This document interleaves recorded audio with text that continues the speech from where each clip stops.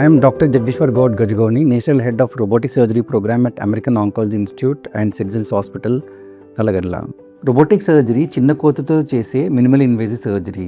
ఇవి ఏ భాగంలో పనిచేస్తాయంటే, ఒకటి పైనుంచి వస్తే నోట్లో ఉన్న క్యాన్సర్ అంటే ఓరల్ క్యాన్సర్స్ రేడియేషన్ తర్వాత రికర్ అయితే ట్రాన్స్ ఓరల్ అంటే ఓరల్ క్యావిటీలో చిన్న రోబోట్ పెట్టి దాంతో చేయగలుగుతాం. సో పెద్ద కోత ఉండదు, లోపలికి వెళ్ళి చేయవచ్చు. నెంబర్ 1. నెంబర్ 2, థైరాయిడ్ సర్జరీస్ డైరెక్ట్గా ఓపెన్ చేస్తే కాస్మెటిక్గా ఆడ్గా ఉండొచ్చు. అలాంటి వాటికి మినిమల్ చిన్న కోత్తో కింది నుంచి చేస్తే గొంతులో మరక ఉండదు, అంటే నెక్ స్కార్లెస్ థైరాయిడెక్టమీ. అలాగే ఛాతీ లోపట మనం పెద్ద కోత్తో చేయాల్సి వస్తుంది.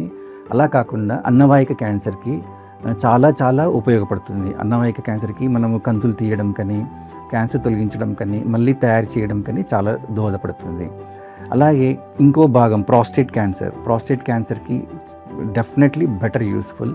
అండ్ పెద్ద పేగు క్యాన్సర్ లేదా రెక్టమ్ క్యాన్సర్కి, చాలా కిందికి ఉన్న క్యాన్సర్కి మనము రోబోటిక్ సర్జరీ ద్వారా ఇంటర్నల్గా చిన్న భాగంలో కూడా మనం వెళ్ళి సర్జరీ చేసి తొలగించవచ్చు. అండ్ లో రెక్టల్ క్యాన్సర్స్ అంటే చాలా కిందికి ఉన్న క్యాన్సర్కి ఈ రోబోటిక్ సర్జరీ చాలా ఉపయోగపడుతుంది.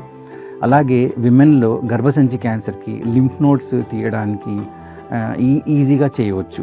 ఈ భాగాలు అన్నిటికీ రోబోటిక్ సర్జరీ చాలా యూజ్ అవుతుంది. రెండవది, రోబోటిక్ సర్జరీ అన్ని స్టేజ్లకు ఉపయోగపడదు. అంటే మొదటి స్టేజ్లో కానీ, రెండో స్టేజ్లో కానీ మాత్రమే రోబోటిక్ సర్జరీ ఉపయోగపడుతుంది. అండ్ సింపుల్ సర్జరీస్కి అనవసరం, కాంప్లెక్స్ సర్జరీస్, క్యాన్సర్ రిలేటెడ్ సర్జరీస్కి చాలా యూజ్ అవుతుంది. And age wise Contra indication లేదు, అంటే ఈ పర్టికులర్ ఏజ్లో చేయాలి, ఈ పర్టికులర్ ఏజ్లో చేయకూడదు అని ఏం లేదు. పేషెంట్ ఫిట్నెస్ ఉండాలి, అంటే మెడికల్గా అనస్థీషియా, కార్డియాక్ ఫిట్నెస్ ఉంటే ఏ పేషెంట్ అయినా మనం సర్జరీ చేయవచ్చు. అండ్ ఎస్పెషల్లీ ఇది చాలా యూస్ఫుల్ ఉండేది హై బిఎంఐ, అంటే బాగా వెయిట్ ఉన్న వాళ్ళకి ఈ రోబోటిక్ సర్జరీ పరికరాలు లోపటికి మనము ఇంట్రడ్యూస్ చేసి దాంతో ఏ భాగంలో జబ్బు ఉన్నదో ఆ భాగంని మనం తొలగించవచ్చు.